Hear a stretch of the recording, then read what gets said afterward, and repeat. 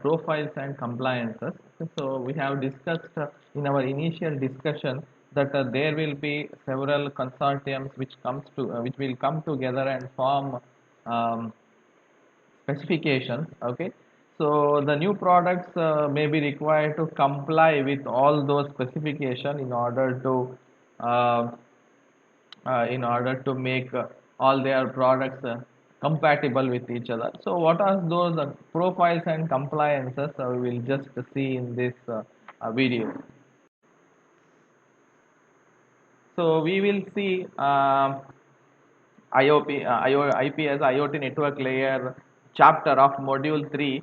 So we have covered three topics here. Fourth topic is profiles and compliances.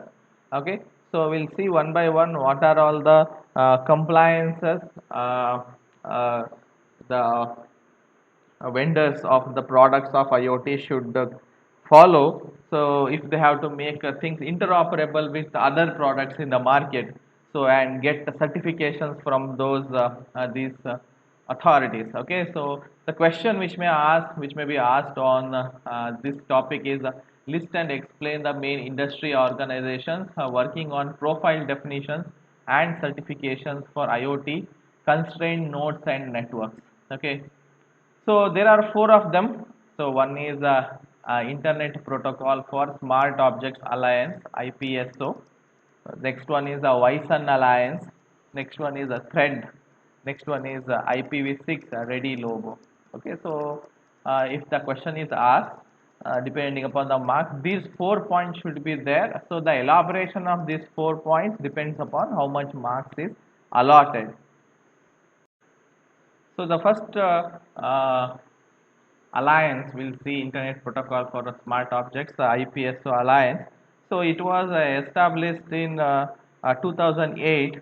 So IPSO had its objective. It has evolved over all these years. So it initially focused on promoting IP as a premier solution for smart objects communication. So it is focused on IP, and also it is focused on interoperability tests between alliance members. Okay, so it has an alliance means it has its member. So whoever have developed a product, it tests the interoperability. It gives tools and specifications to test the interoperability. So that the market for the product can be expanded. So the IPSO alliance do not define technologies. So the role of defining the technologies is of IETF. Okay, so but it documents the use of IP-based technologies for various IoT use cases, and it participates in education industry also. Okay, so as IPSO Alliance declares it as a what it declares is it engineers, okay, and it builds the product so such that they will have access to the necessary tools of how to build IoT right. So the main motto of IPSO, it always says how to build IoT right. IoT right means they should be interoperable, they should be inefficient, they should be specification and standard based, all those things. Okay, so how to do that one? So it mainly focus, as I just said before, interoperability between the different vendors of the alliance, as well as um, it participates in education industry. So these are the main 2 points which I have listed, and you can elaborate. So depending on what explanation I gave, so you can always elaborate on the points if the marks requires it. So the second one is the Wi-Fi Alliance. Okay, so it defines a communication profile that applies to specific physical and data link layer protocols. So in data link, it's more about frames, how to create a MAC access tools and all those things, right? So its main focus is on a LoWPAN, that is 802.15.4G protocol, and it support for multi-service and secure IPv6 communication with applications running over UDP transport layer. Okay, so what it means is, so you have IPv6 communication and supporting adaptation layers.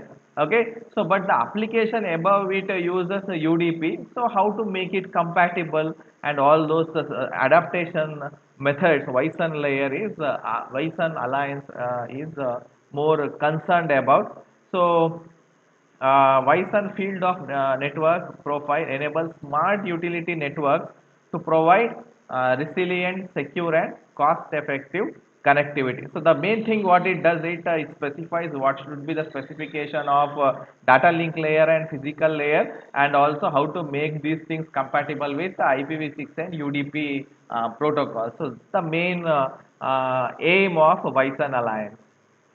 So next is a thread.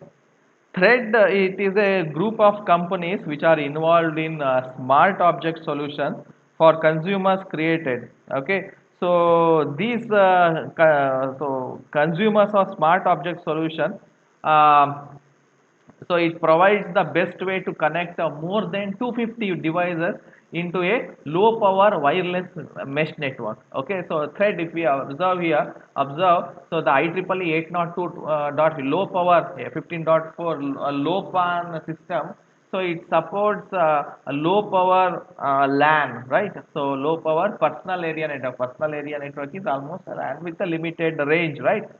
So what is the maximum devices which can be connected? So thread, this more mainly focuses on how to connect more than 250 devices. So if it is a low PAN, okay, so if it's a personal area network, the density of the personal devices should be less because it's a low power, low bandwidth, right? So if we connect a numerous amount of devices into the network, a small network will get overwhelmed, okay?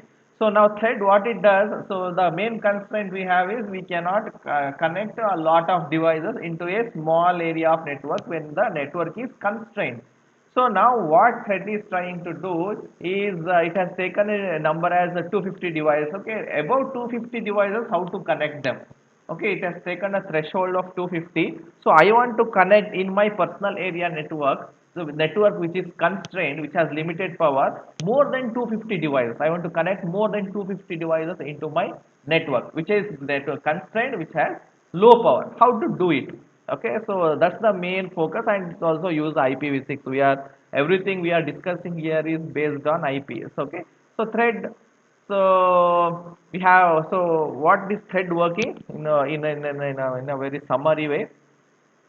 So we use IPv6. I have a personal area network. It's a resource constraint. So I cannot the problem I have is I cannot connect a lot of devices into my network because the network is constrained.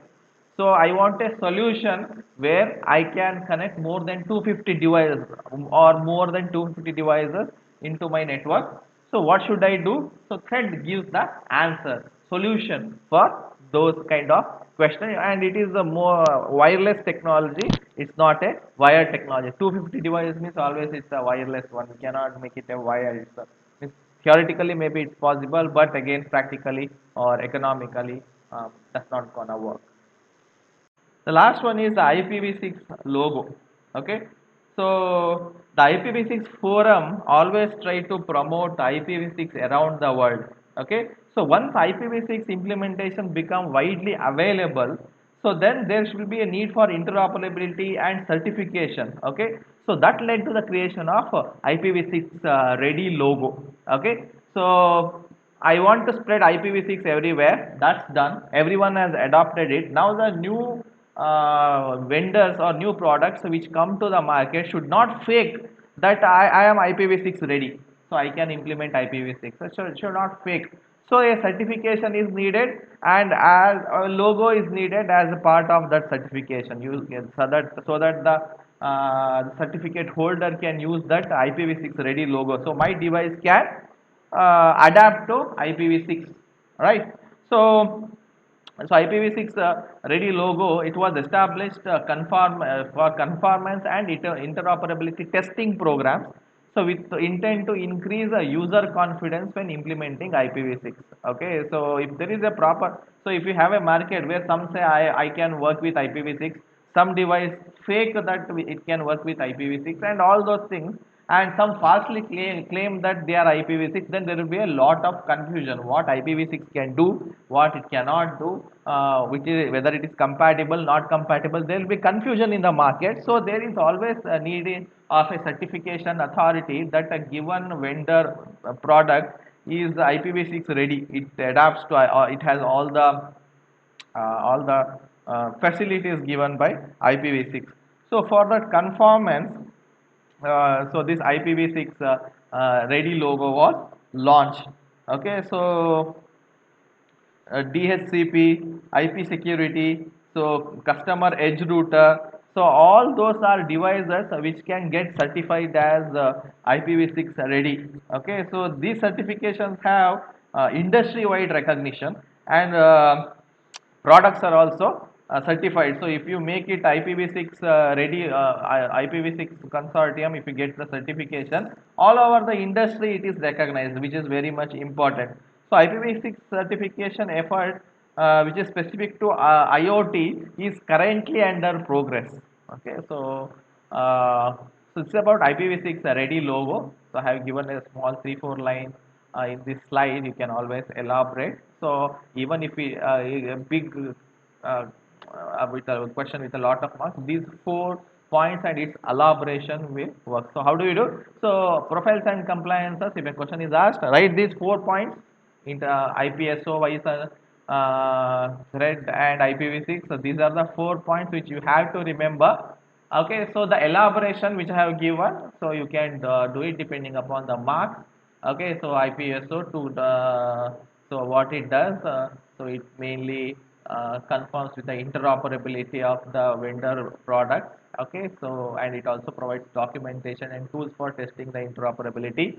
So WISL Alliance more dealing about data link layer and physical layer, making it adaptable to IPv6 and UDP.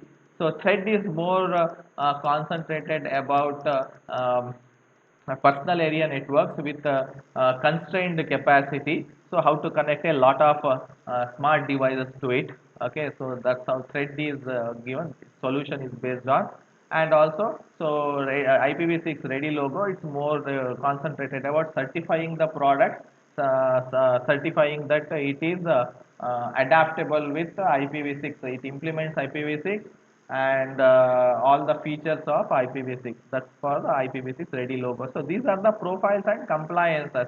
So profiles means the conditions which rules and conditions or technical specifications put by these consortiums.